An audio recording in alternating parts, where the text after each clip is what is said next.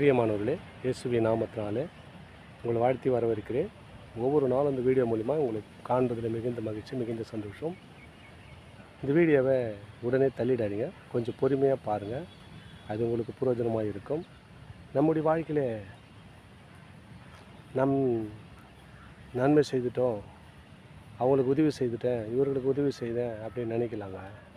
ஆனால் அதெல்லாம் நிறைவேறுற மாதிரி தெரியாது. ஆனால் நமக்குள்ளே பெருமை பாராட்டி கொள்ளலாம். இங்கே பாருங்கள், யோபு என்று ஒரு மனுஷன் வேதத்தில் காண்பிக்கப்படுகிறது.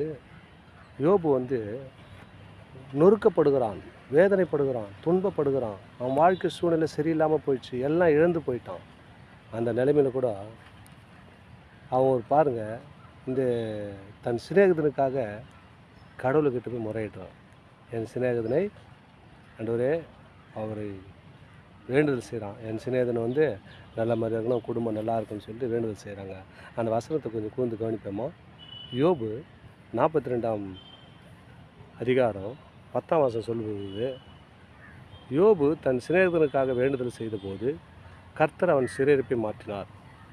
யோபுக்கு முன்னிருந்தவைகள் எல்லாவற்றிலும் பார்க்கலாம் இரட்டாம் தனியாய் கர்த்தரை அவனுக்கு தந்தருளினார்.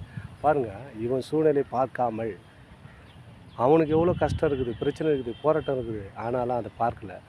தன் சிநேகிதன் அவன் குறை சொல்லும்போது அவனுக்காக ஆண்டவர்கிட்ட வேண்டுதல் செய்தார். பற்றியா, அதுதாங்க ரெட்டிப்பான நன்மையை பெற்றுக்கொள்ளும்படியாக கர்த்தர் அவனுக்கு கிருபை தந்தார்.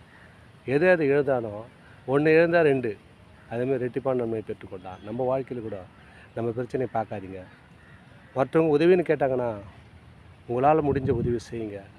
அவன் உதவி செய்யலை, ஆண்டவர்கிட்ட முறையிட்டு ஜெபம் பண்ணான். ஆண்டவரே என் சிநேகிதனை ரட்சியும், அவனை விடுவியும், அவர் ஆசீர்வாதத்தில் நடத்தும் சொல்லி ஜெபிக்கும் பண்ணும்போது அவனுடைய சிறைப்பேரை காட்டிலும் அவனுக்கும் ஆசீர்வாதம் தந்தருளினார்.